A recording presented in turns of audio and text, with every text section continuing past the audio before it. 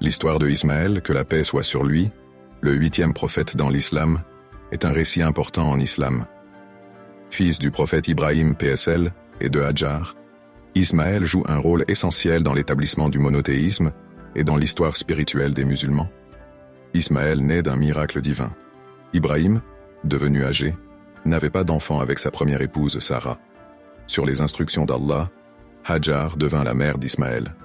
Cependant, après sa naissance, Allah ordonna à Ibrahim d'emmener Hajar et son fils dans un désert aride, aujourd'hui connu sous le nom de la Mecque. À cette époque, la région était inhabitée et dépourvue d'eau ou de végétation. Lorsque Hajar, inquiète, demanda pourquoi il les laissait, Ibrahim répondit simplement que c'était un ordre d'Allah. Hajar accepta la décision. Après qu'Ibrahim partit, leurs provisions s'épuisèrent rapidement. Hajar, dans son désespoir pour sauver son fils assoiffé, courut 7 fois entre les collines de Safa et Marwa à la recherche d'eau. C'est alors qu'Allah fit jaillir miraculeusement une source d'eau sous les pieds d'Ismaël, le puits de Zamzam. Cet événement est commémoré chaque année lors du pèlerinage.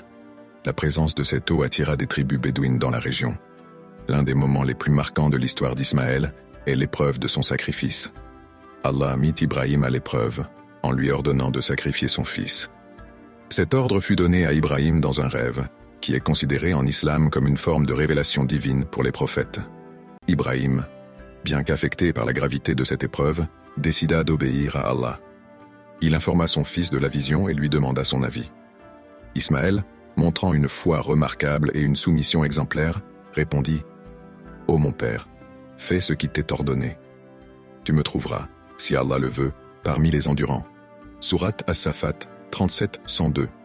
Alors qu'Ibrahim s'apprêtait à exécuter l'ordre divin, Allah intervint au dernier moment, remplaçant Ismaël par un bélier.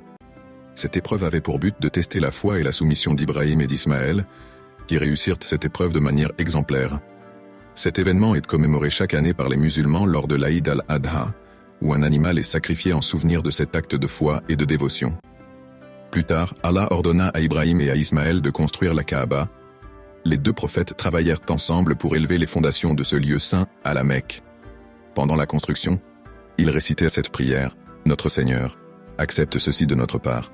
Certes, tu es l'audient, l'omniscient. » Sourate Al-Baqarah 2, 127. La moralité. 1. Unité et collaboration familiale dans la foi.